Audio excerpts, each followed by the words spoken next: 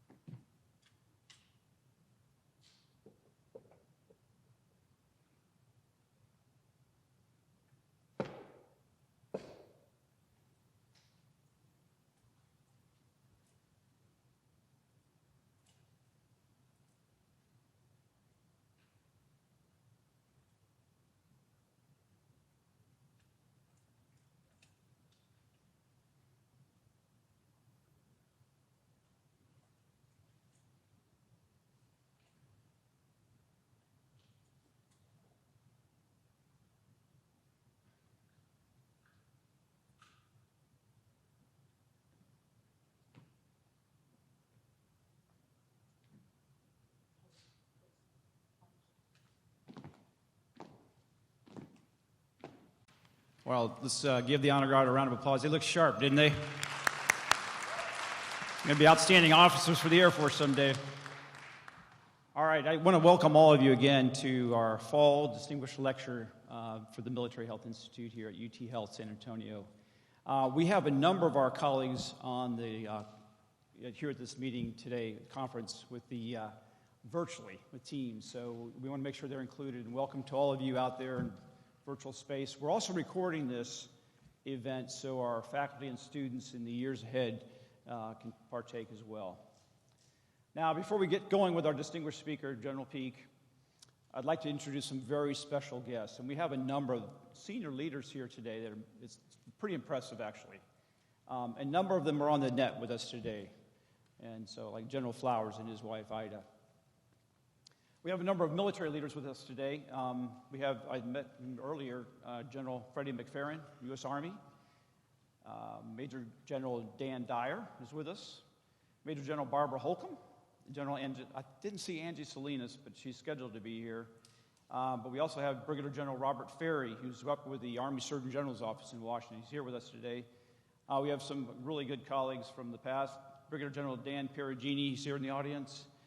General Dave Peterson with the Chamber of Commerce is with us today. And our close colleague from the Brooke Army Medical Center is Colonel Mark Stackel, who's the commander there.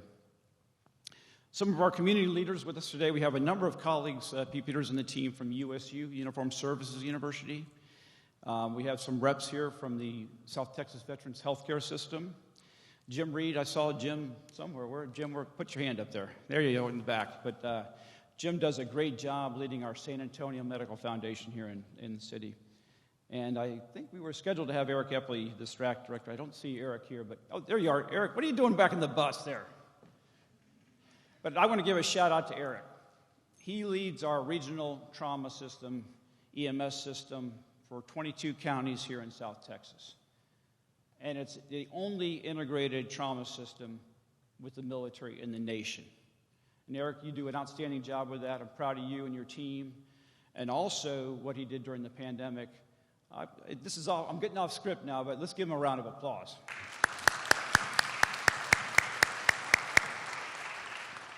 Now, I know we have a number of our UT Health San Antonio senior leaders here today. I saw our Chief of Staff, Dr. Catherine Keaton. I think Andrea Marks is scheduled to be here. I know we have a number of reps from our government relations team. And we also, Anna Maria Rapetti, who is our Vice President for Development, is here today. Now, probably just as important, if not more so, is we have a number of distinguished former officers from the Army residence community here in San Antonio. And one of which is General McFadden, who is General Peake's classmate from 1966 at West Point. And so let's give all these distinguished guests a round of applause.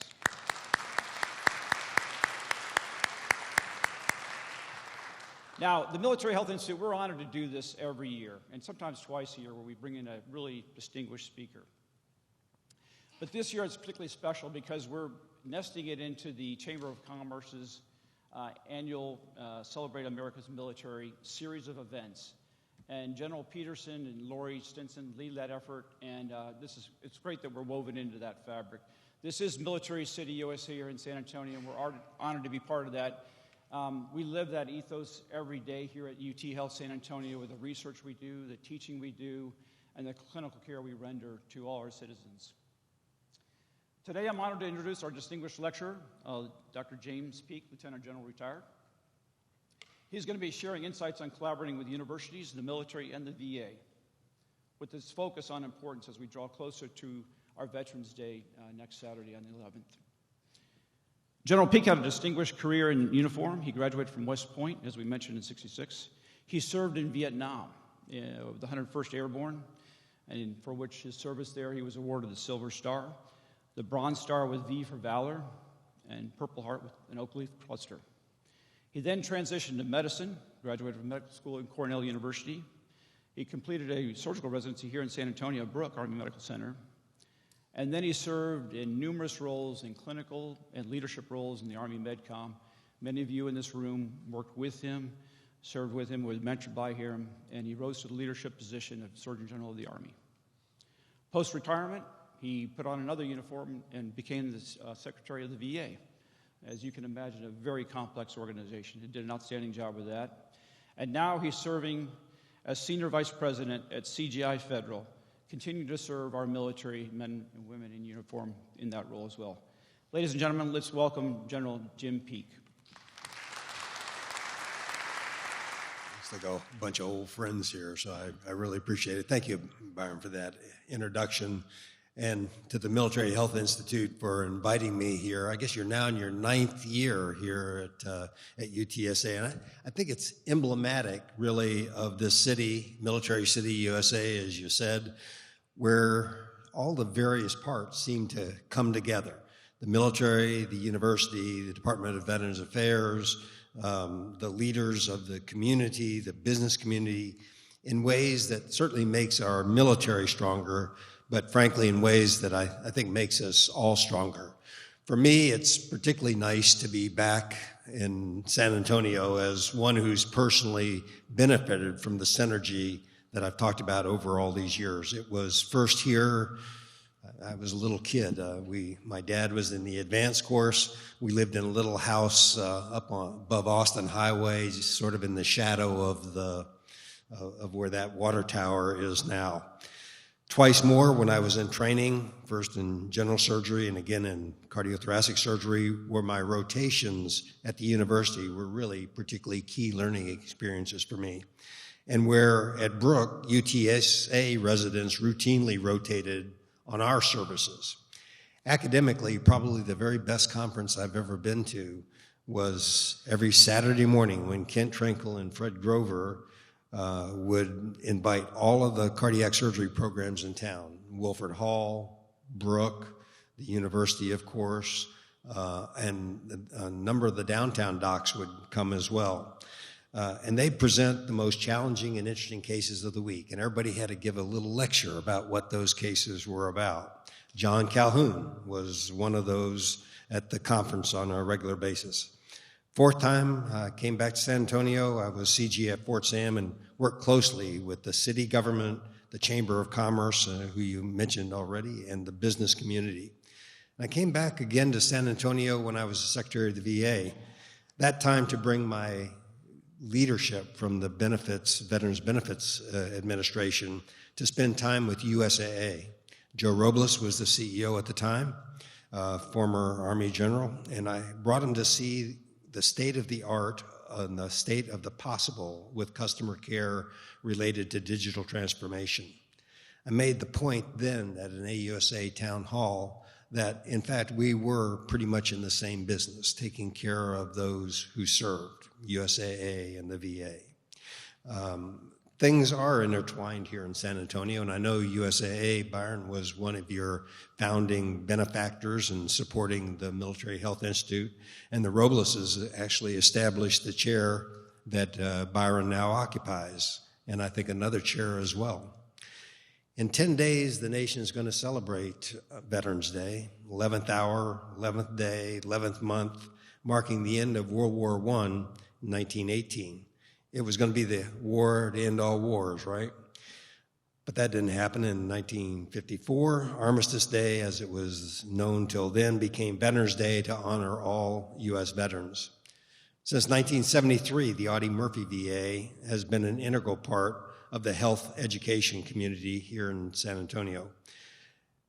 And kind of keeping with that intertwined theme, Dr. Flynn, the current executive director, actually trained at Walter Reed.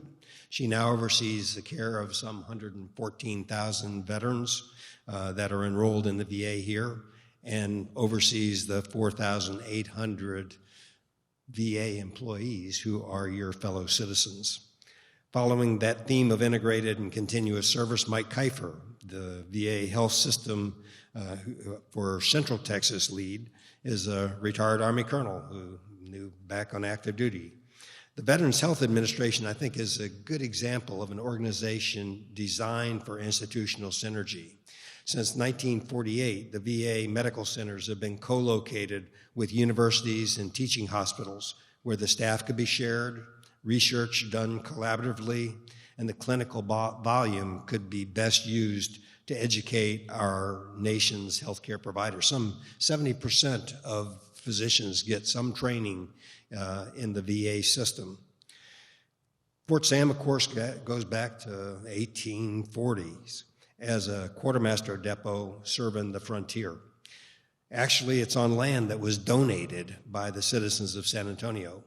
And since that time, it has been an integral part of this community. And since that time, military men and women have left the service, settled, and been influential members of this community in general, and in healthcare specifically. People like Basil Pruitt, Joe Murgo, Frank Ledford at the Southwest Foundation for Biomedical Research, and many others on the staff here at the VA and practicing in the community. The mother-in-law of the Army is what they call Fort Sam, in San Antonio. I met my wife, now of 47 years, at Santa Rosa Children's when I was rotating with Dr. Irving Ratner on pediatric surgery. Both our kids were born at BAMC, and both my wife and my daughter are graduates of the UTSA nursing program. The relationships in this community between the military, the university, and the VA really are deep and go back a long way, and they have been productive mutually and beneficial mutually. Certainly a lot of great memories and mentors here for me, but my purpose here today is not really to take you just down my own memory lane, but to suggest how important it is to continue that symbiotic relationship, even as the world changes, particularly as the world changes, and change it has. A long ways from the days when Geronimo was imprisoned at the Quadrangle, how different that was from World War I. And then you think of the multiple fronts of World War II, the forgotten war that was Korea, the 10 years of Vietnam, and the 58,000 dead whose names are etched on the wall in D.C., where many of the Veterans Day events will center in a couple of weeks. The era of the smaller incursions from Haiti to Grenada to the Horn of Africa to the 20 years post 9/11 in Afghanistan and Iraq. Each of these eras witnessed a remarkable set of changes in medicine, things like blood typing, blood transfusion, chlorination of water, public health, birth of vascular surgery, and dialysis at scale, infectious disease and vector control, vaccine development, medical evacuation, and the evolution of the trauma systems.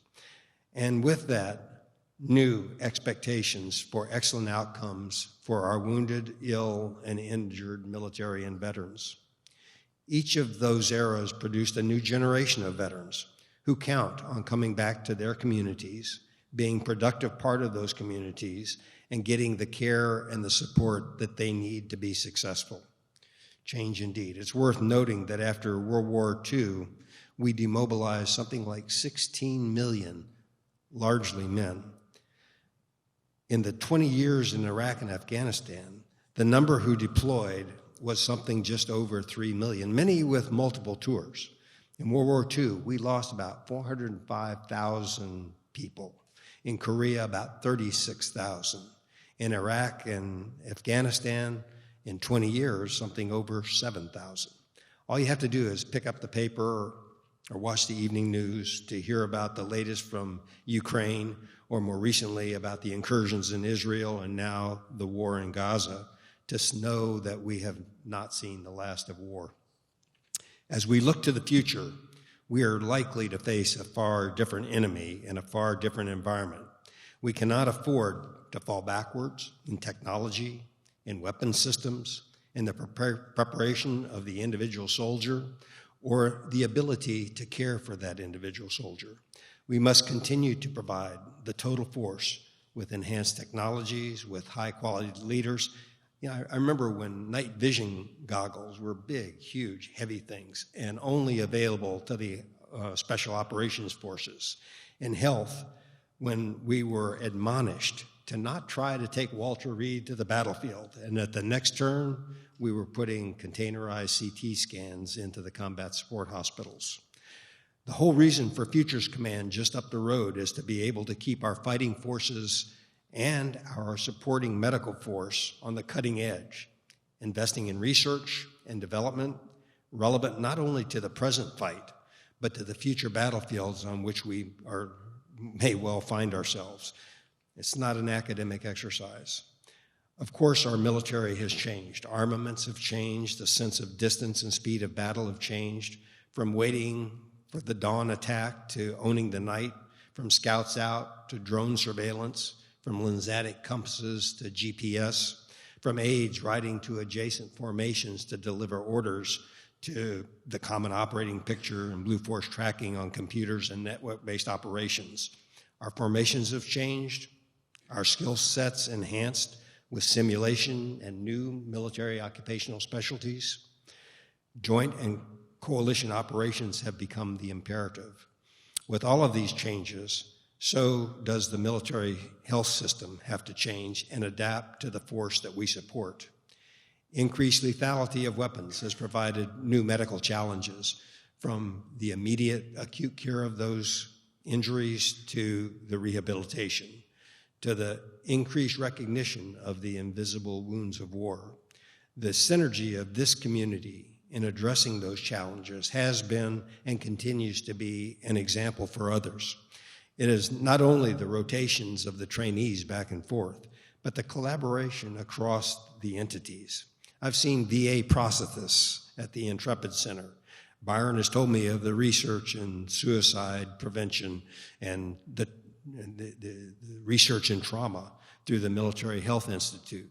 The incorporation of BAMC into that regional trauma system that Byron mentioned has made it a unique asset in training military trauma specialists and has encouraged further military investment in this community. The community, perhaps because of the integration of so many former military, understands the needs of the military and its veterans and the value of that synergy. With less than 1% of our population serving, that dynamic of Military City, USA is not as clearly felt in other geographies, I can tell you. So it's worth continuing to celebrate the vibrancy of that dynamic at both the individual level and, as that has evolved here in San Antonio, at the institutional level. As a former VA secretary, I recently participated in a symposium leading up to the 50th anniversary of the all-volunteer force. A lot of discussion about what we might have lost as a nation with the draft-induced service ended. Things like the socialization of citizens from different parts of the country experiencing its cultural diversity, the association and familiarization of citizens with other political points of view on the individual level, the teaming with citizens of different races, religions, and ethnicities serving a common good, a sense of belonging to something greater than oneself, satisfaction in fulfilling a duty of citizenship. These challenges underscore another aspect of the importance of the ongoing engagement across the communities so that the military is not perceived as and does not, in fact, become some standalone, distant institution, but rather as a representative part of our society, actively engaged in the lives of the community and with the synergy providing benefit in both directions. 3 weeks ago, I was at the Association of United States Army convention in DC and sort of reflecting on this upcoming talk. A thrust of the conference was the importance to the military, in that case specifically the Army, on a productive dialogue with industry and with academia, innovating not in silos, but across domains. How the big Army is trying to get after that goal by sending folks to civilian institutions and other government agencies, expanding training with industry opportunities, the evolution of skill sets in the Army that reflect the cutting-edge civilian organizations, what they are developing there. It is the environment that here in San Antonio, the health sector has already evolved. Last week, I was in Poland participating in an exchange with the Ukrainian military and civilian healthcare providers on the topic of rehabilitation of the injured soldier. It was a two-way discussion with rehab leaders from our military reflecting the experience at Walter Reed and at BAMC, and therefore the San Antonio experience, and the VA experience, and bouncing that against the experience the Ukrainians have on the ground. And speaking of their experience, for example, they were talking about 25,000 amputees, and that's in the 20 months of that conflict. Contrast that with our experience, where we have something just over 2,000 amputees in the 20 years of Afghanistan and Iraq. Another contrast was in their experience from ours was that the battlefield is on their own territory. And from a medical perspective, it is not a standalone military operation, standalone military medical system, but an amalgamation of the military, the Ministry of Health Facilities, and their private sector, not only in the rear area, but also on a mobile front. And that mobile front, they emphasized, moved back and forth quite a lot. It was not a single-threaded objective, i.e., like here we are coming to lecture you on all the great things we've learned and can do. Rather, it was to share our collective experience in a structured, facilitated way, but with our U.S. folks absorbing the Ukrainian real-world experience, such as the examples I've mentioned, to understand how best that we can structure our own military organizations, tactics and techniques to be able to respond to that kind of warfare that is different, so different from the environments in which we have been delivering battlefield care for the last 20 years. The American people expect that the military will deliver the quality of care that you deliver here at the university and downtown. The challenge, of course, is that the environments are different. And to be clear, the military needs everyone's best thoughts on how to come as asymptotically close to that objective as possible. This institute that Byron runs helps here in San Antonio to institutionalize that exchange. And I say exchange because shared understanding opens the doors to better solutions and innovation and innovative solutions. Institutionally, you have built a translator. Heck, Byron has 38 years of medical practice and medical leadership in the Air Force, global military experience from Europe to Afghanistan, as well as military medical leadership in this very community. Folks like Dr. Christie, who came over from the Institute for Surgical Research, or Don Jenkins, 25 years, an Air Force surgeon. Rob DeLenzo was key helping reshape our development of a new generation of combat medic when I was at the AMED Center in school. So one, translating, but B, also connecting and leveraging ways to share resources that can come from the military or other sources to support this effort. A corollary benefit of the unique collaboration here in San Antonio is the personal relationships which develop in this environment. In 2 days, I'm having breakfast with John Howe, former president of UTSA. After the Army, I worked with him and for him at Project Hope, engaging civilian volunteers, including from UTSA, on the hospital ship Mercy, responding to the tsunami in Indonesia, and later building a children's hospital in Iraq.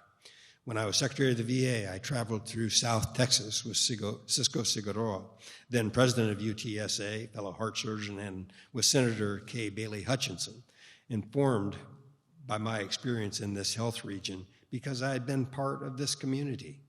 Later, in another role, I spent time with Dr. Seguro when he was a chancellor at UT. Relationships that form here remain relevant over decades. So going back to the title of my talk, my perspective of university, military, VA collaboration in San Antonio is that research, education, shared values, integrated systems all open the doors to seeing common problems from a different perspective. And that, ultimately, will enhance the outcomes for the sons and daughters of this nation who wear and who will wear the uniform, and therefore go in harm's way on behalf of us all. And I think it's a goal that is particularly relevant as we approach Veterans Day.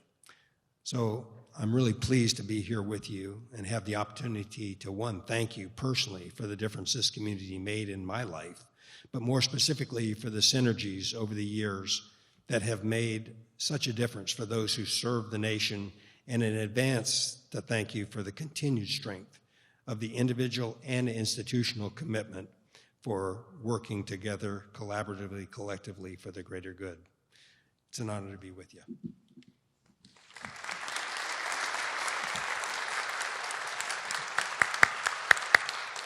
General Peake, thank you sincerely for those powerful comments. And let me, before we get into Q&A here, I just want to personally underscore our commitment to that call to action that you just gave us, that the global threat environment is only going to increase or continue.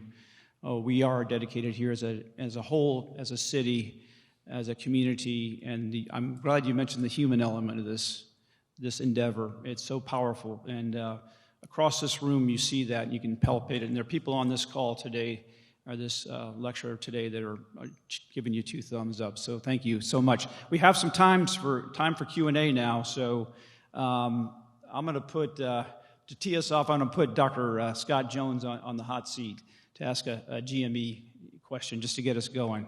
There's Scott, come on up.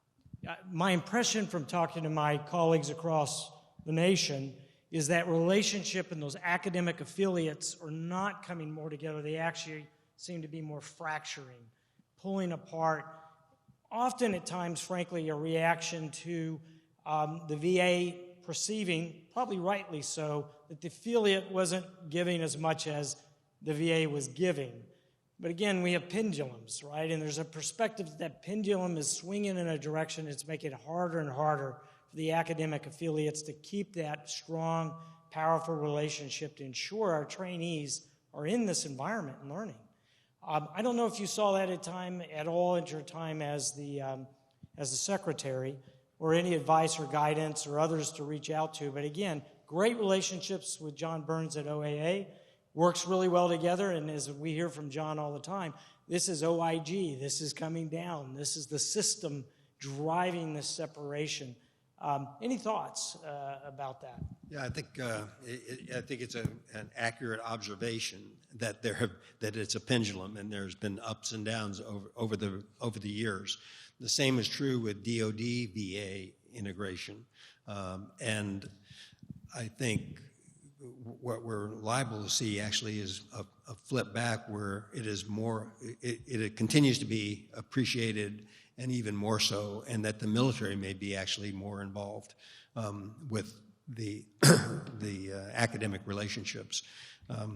But it is one that it's a shifting dynamic, and it varies depending on what location you're in. Because as we talked about, the human dimension, the relationships are important, and when they work, you can cut through a lot of the red tape. When they are self-interested instead of mutually interested, then you can wind up with local difficulties. But I think there continues to be a commitment to the value of the relationships across the board, and that I think you'll continue to see an emphasis on that as we move forward. Hey, Rob. Rob DiLorenzo from UT Health. General Peake, thank you for speaking. In the late 1990s, you led the development of the new combat medic, which ultimately pivoted the entire U.S. military medical force just in time for 9/11, Iraq, and Afghanistan. It's been a quarter century since you led that pivotal development. The world now seems just as dangerous as it did back then, perhaps more so with what's going on in the world. What do you see as the future for the combat medic and the combat medical force, and in particular, how can we in academia help the U.S. military achieve the next level? Well, Rob, thanks. You were, as I mentioned, integral to that effort back then. There were several pieces to the we hadn't really changed how we train combat medics since Vietnam, and we weren't prescient enough to know 9/11 was coming. So it was sort of, how do we get ready for whatever's next? And it was clear that the medic would have the opportunity in the future to be more technologically enabled, whether digitally or just with what they could carry on their back. And we needed more time to be able to get them trained and have them have the opportunity to actually exercise their critical skills. And so we built in some 6 extra weeks in the training.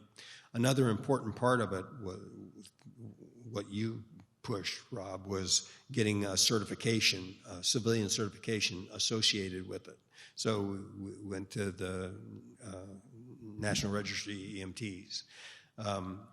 So that was another principle of it. Another piece of it was trying to put in place an ongoing evaluation where they could test those skills out and prove that they continue to have them. In the military, we would sometimes see our medics go and get them down in a division, not do any medical care, but they're pretty good mechanics. We call them medcanics. And what we wanted to do was try to break that cycle. So, and the other piece was recognizing that simulation was coming down the pike. So we did a lot of work with trying to get simulation to be useful and not just some plastic thing that didn't really make sense to them. So there were several pieces to this. And I think, I know that that program has continued to evolve and develop with increasing levels of certification, with increased use of simulation. And I think that it was never to be a program to end all programs, that it was going to, it was part of a journey, knowing that the technology would evolve, that the soldier would need to be trained on and experienced with to be able to carry as high a quality care possible down to the front line of battle. So I think, Rob, what I understand is that there's continuing push for paramedic training and so forth, and I'm excited to see that people are continuing to push the importance of that first line of contact. And when we talk about the way combat's going to be fought in the future, potentially with a near-peer competitor, we're talking about prolonged field care. And so those skills are going to be ever more important. It's not just how do you package somebody and put them on a helicopter, but how do you actually take care of them long enough? And going back to my experience in Poland, talking to some of those guys, they talked about the constant shelling, that nobody could move for 12 or 15 hours at a time, and they had to, hover in place with their casualties. So we're seeing exactly some of those things play out with our colleagues. Dr. Miller? Yes, hi, I'm Claudia Miller. I'm actually a professor emeritus here who works in environmental health and also allergy immunology. And I worked closely with your predecessor, General Blank, during the Gulf War. Both of us are a little bit older now, but our research is continuing, and I think we finally cracked the code in terms of what Gulf War illness is. And it applies to burn pits and other combustion product exposures, organophosphates, and many other kinds of chemical exposures. And it has to do with a very little understood cell, the mast cell in our body, which recognized as the first responder to any environmental insult. It's something that's so new. I didn't study it when I was in my training either, and most of us, know very little about how it's a first responder to any kind of insult. It protects all of our tissues from anything in the external environment.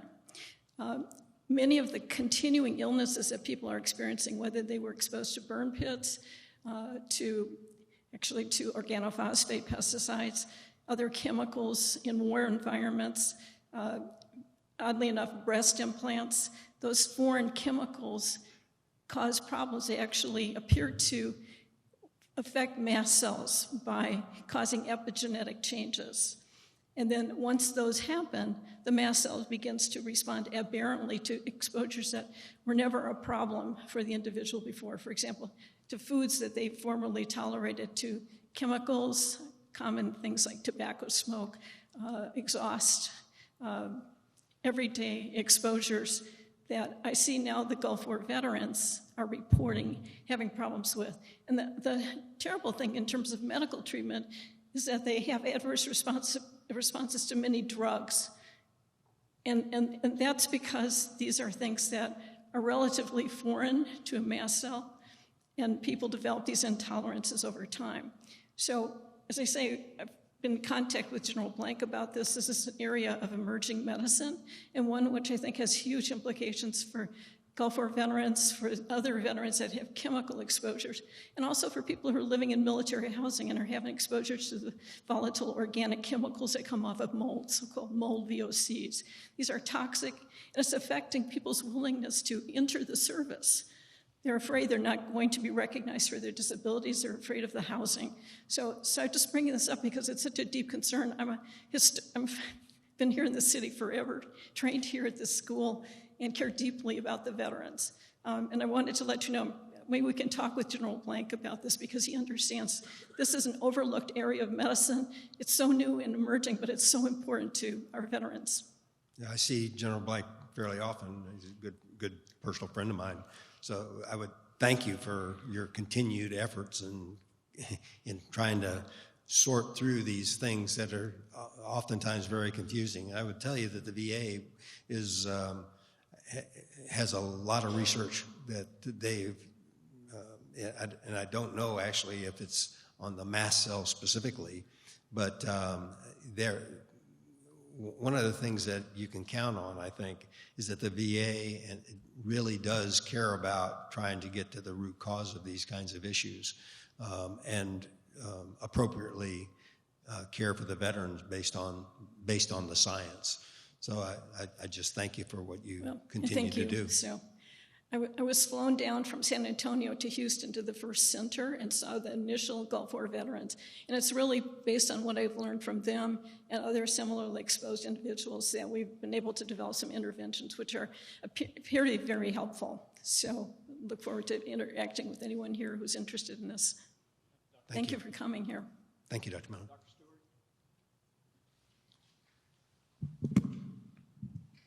General Peake, thank you so much. Terrific talk. Thank you for coming. Thank you for your wisdom and all your help over the years. Dr. Hepburn and his team are doing amazing work. They're are doing terrific. And we do think in San Antonio we have a special relationship with the Military City USA. We have an fully integrated military civilian trauma system and all the things that you mentioned. My question really is, are there opportunities for us collectively that we're not taking advantage of to be better partners with the military? What are opportunities or things that we could do better from your standpoint with both active duty military and the VA? Just curious from your point of view. I would say that some of it is just continuing to build the relationships and find opportunities.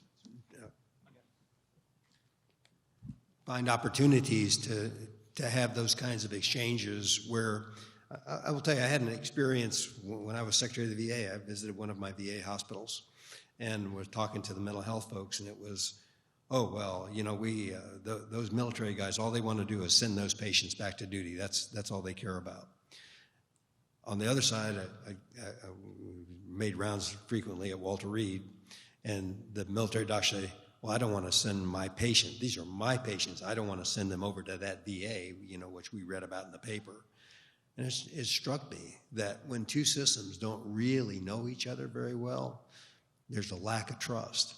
And the more you can do to build those personal relationships and integration, and actually, that's why it was so valuable for me to rotate on neurosurgery out here and have folks rotate on my vascular surgery back at Brooke, because you build up the kinds of relationships and the understanding that opens the doors to the kind of collaboration in research that Byron and I were talking about just before we came in here. So if there were one thing I'd push, I would say continue that open dialogue and engagement. Thank you so much. I'm Freddie McFerrin, former 5th Army commander, and Jim and I are West Point classmates. I want to take this opportunity to thank this community, the medical community. I'm not sure that the medical community appreciates how important they are to the military, to the war fighters. Jim's knows that 1 out of every 5 of our classmates was killed or wounded in Vietnam. And we did not buy into post-traumatic stress, anxiety, or whatever, but we dealt with it with our friends and our classmates. But that's something that's always concerned to me about the medical community, paying attention to those needs that the soldiers have. And I'm a First Gulf War product, too, and I appreciate the comments that you have said. But y'all are very important to the war fighters. And this relationships that we have with the universities and the local communities, that's very important. And I just kind of want to thank you. That wonderful man up there, when I was stationed in Cairo, Egypt, called me and told me they were sending me to Walter Reed to do electrical ablation. And he told me the fellow that was going to do it looked like he was 18 years old, but he knew what he was doing, and he did. But Jim and I had a lot of fun in the military, and he'll always be mad at me. I was the Corps Operation Officer, and he commanded the 44th Med Brigade, and he always, because he's Jim Peake, wanted to jump with the Assault CP, and our Chief of Staff would only let the actual people that were going to participate jump. So I'm sorry, Jim, that's what General Jack King wanted us to do, but this is a great American, and I've known him for a long time, but I want to thank all of you from the medical community, and I know the BAMC commanders here, too. They keep moving the commanders out so fast. I wrote a note to his predecessor. I've been going to that hospital for 23 years, and I wrote a note to her telling her what a great place that is. And, of course, they've already moved her again. But the medical community, y'all are so important to the war fighters, and y'all got to make sure that y'all stand up and keep fighting for what's needed, because sometimes, we get wrapped up into we need more guns and bullets, and we need our medical people. And I just want to thank y'all for that. Freddie, thank you. It's good to see you and Aubrey here. General McFerrin, thank you so much for being here today. And we didn't touch on it today, but we're also actively looking at the sequelae of conflict. And Dr. Peterson should be here with the Strong Star Consortium with his PTSD work and suicide work with the VA. He's woven into that. And I see in the audience Dr. T.D., Colonel T.D., with the Center for the Intrepid for those amputees. And, this is going to be an ongoing issue in the conflicts that General Peake talked about here a few minutes ago with the 35,000 in Ukraine. It's not a trivial thing. General Ferry, did you have a question, sir? Yeah, actually a comment and then a question. Richard Feynman, the Nobel laureate and worked on the Manhattan Project when he was a young man, used to say that it was better to have unanswered questions than unquestioned answers. And as someone who was NIH funded for 16 years and did a few things to contribute in the world of diabetes, I have a question for you about what you think are the unanswered questions facing, whether that's the veterans' healthcare or the military healthcare system. In my current role, I'm the Deputy Surgeon General for the Army National Guard, so I work for General Dingell, the current Surgeon General, and I think a lot about the current problem sets or the near term, but at some point I will also be a retiree, not just a veteran, and I have to think about what will look like 5, 10, 15 years from now, just as you in the past did the same, trying to anticipate those unanswered questions, those uncertain futures. The comment, that's the question, and while you're thinking about that, I'll delay for you by making a comment in response to Dr. Stewart, who is really one of the nation's premier traumatologists. And that is that when I think about building relationships, since I was a student in this school, I was then a resident here and mid-level tenured faculty in this institution, so a coming home of sorts for me as well. And I live in practice in San Antonio. What always struck me coming from an Air Force family and now in the Army is how distant the civilian community outside of San Antonio has become from our military community. So my answer to Dr. Stewart would be normalize military service, encourage students, residents, colleagues to join the National Guard and the Reserve if for whatever reason they don't want to be full-time active duty.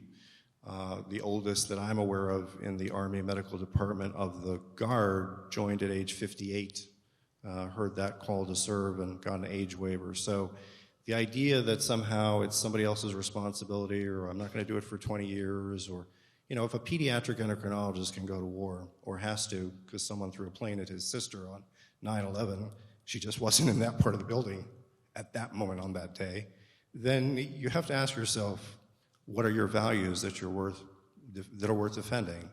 And you can serve part-time, you can serve as a civilian, you can serve in lots of ways. We've had presidents through the years call to service in the Peace Corps and AmeriCorps, and Harold Timbo, when he was here, started the Medical Rangers and the State Guard. So I think the challenge is to not be seen as evangelist or proselytizing or coercing, but to show the positive values of that service to something larger, Texas or the nation. So I think when someone reflects on this recording and these remarks that so many people have made today and you're about to make, realize that 5, 10, 15, even 40, 50 years from now, a flag will fly because someone chose to defend it.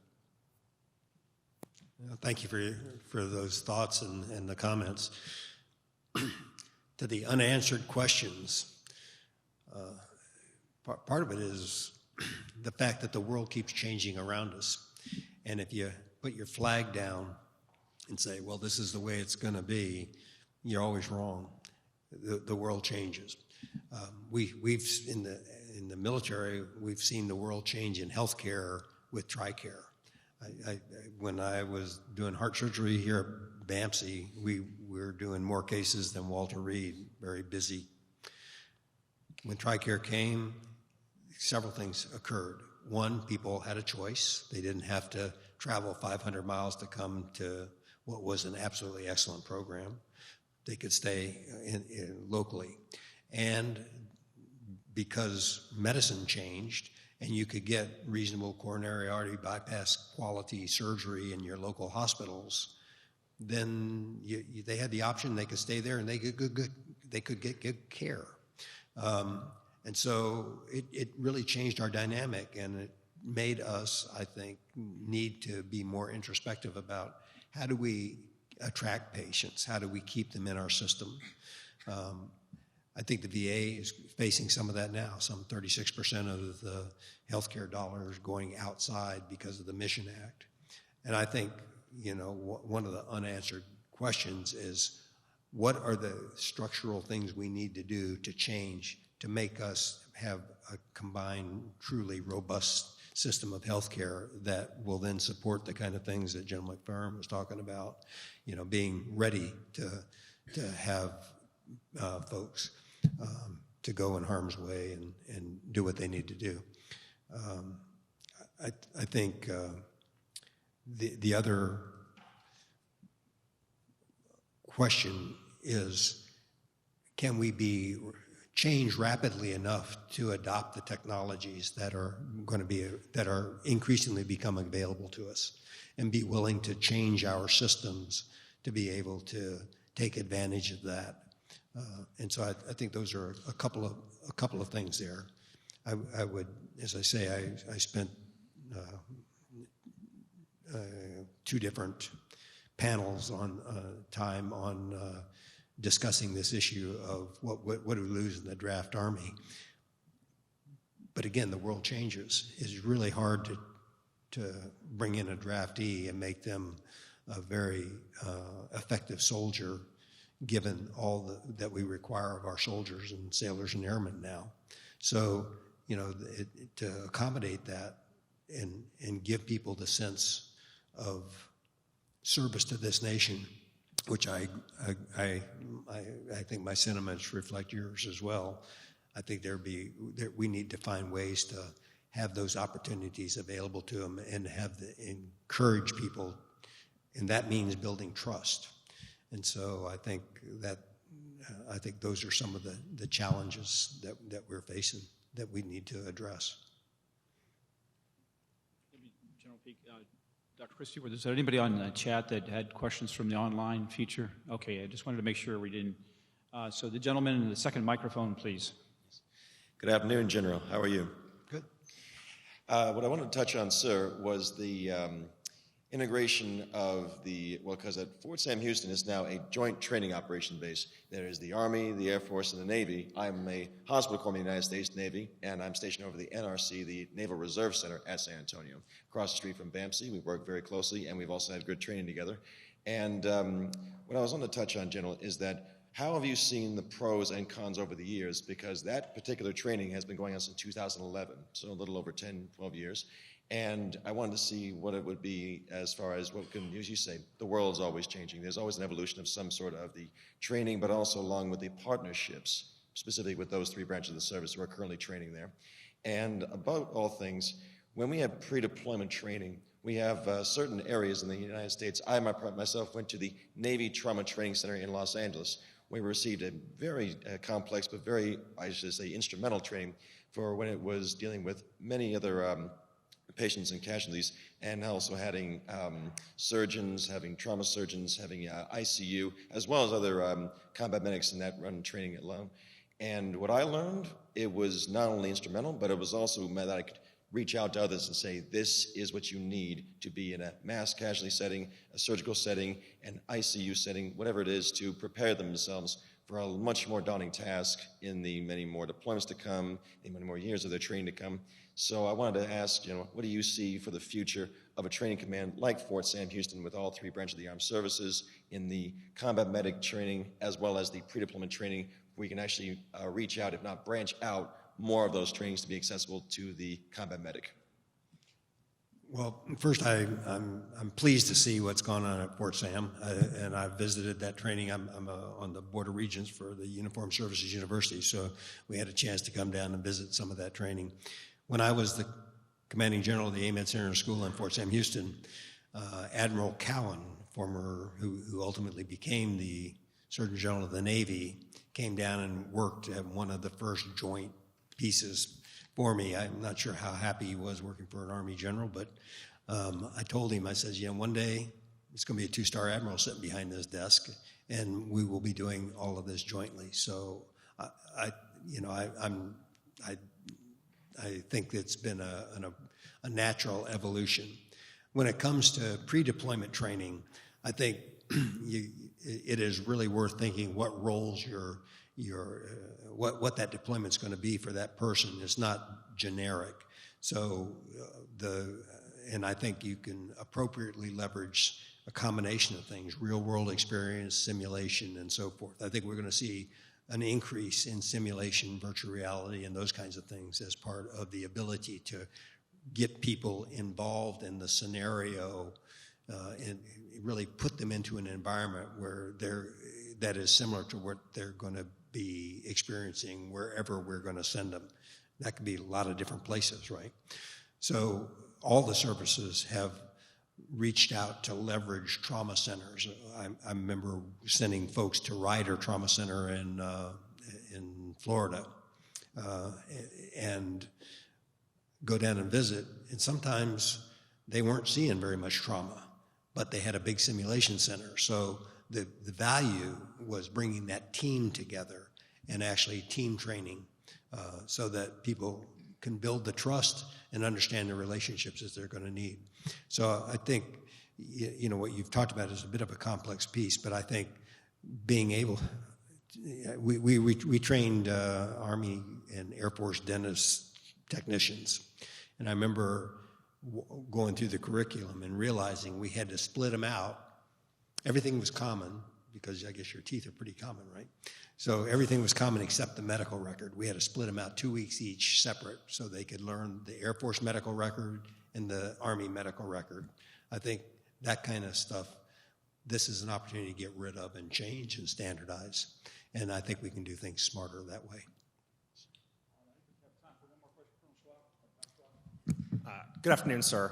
Steve Schwab. I'm an economist at the UTSA School of Business. Also retired military, where I was the CFO of BAMC, as well as Walter Reed Army Institute of Research.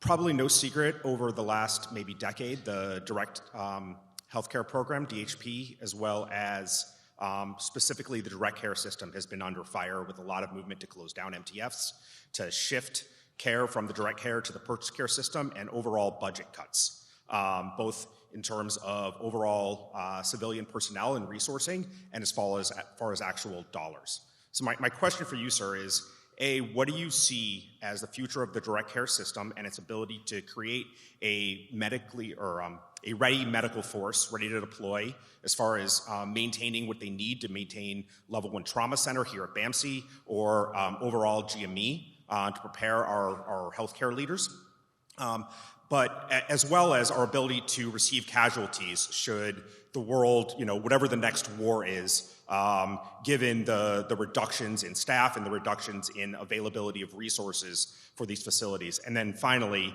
how can we now in academia partner with Defense Health in order to increase the efficacy and potentially reverse some of these cuts? Well, that's a challenging set of questions. I wish I had the answers to all of them. Barb Holcomb, we'll just have her stand up. She'll answer them for us here. These things don't happen. There's nobody flipping a switch and that kind of thing happens. As I say, you have to react to the world around you. TRICARE changed things for us, and in some ways, it offered a better, consistent benefit to everybody who had retired from the military, because the white spaces that weren't covered by the great places like Brooke and Madigan and Tripler and so forth really had no coverage before. So, you know, you say, okay, well, do you want to get rid of that? And the answer is probably not, you know. So then the question is, what do we need to do from a policy perspective? Lieutenant General Talita Crossland's the DHA commander. I have huge respect for her. I think she has a vision of moving forward. And that does mean, how do we optimize the resources that we have, the direct care system?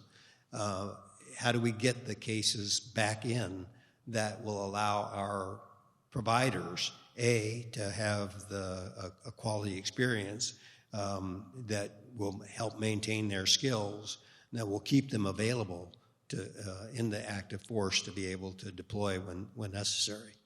So I think there are policy pieces involved. There's a new set of TRICARE contracts that offer them greater flexibility. Question is, will they be able to leverage that to actually get the patients back in?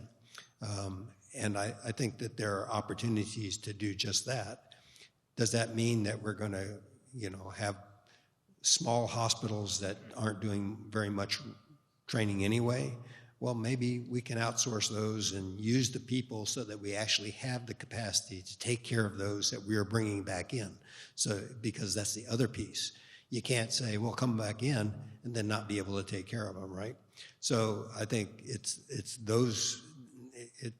all of these pieces that create the balance that allows us to optimize for our mission, which is to ultimately take care of the soldier and the soldier's family. And thank you, Dr. Schwab, for the question. Really want to respect, particularly all our students that are on the net today. I want to respect their time. This has been a tour de force. I know I have benefited greatly by General Peake's comments, and I'm sure you have as well. I'd like to give you a small token of our appreciation, General Peake. Let's do a little photo op here.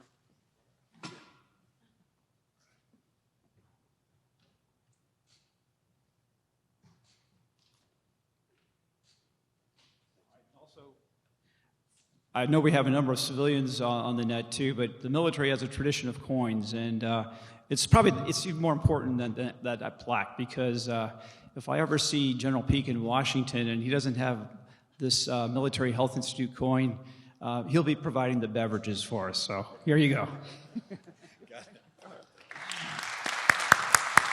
All right. Thank you, General Peake. Thanks for braving the traffic from Austin. Before we leave today, I do want to give a shout out to everybody that was involved in putting this distinguished lecture together. You know, it's a team of teams that does this. Our audiovisual team, our MHI team, our support folks from institutional advancement, and also our communications department. They do a great job of getting this word out, because this recording and the presence today does have a ripple effect across the city, be with industry, with our academic partners, with our healthcare partners, but it even at some point goes into the future generations of our health professionals. We've had cadets from the Air Force Academy jump on these sessions, and we have our future here in the front row, and we saw those ROTC cadets a few minutes ago. We have a Military Health Institute. We're very proud of them, and General Peake has been so kind. He's going to stay and mentor our future physicians for a few minutes. But I want to thank you again for being here today. And please go forth and let us know to the question that was asked, the question that was asked a few minutes ago. Let us know in the MHI how we can do better, how we can strengthen this fabric, this ecosystem, so that we can do the work that Dr. Peake has asked us to do for the nation. God bless you guys. Have a safe travels, and thanks for being here today.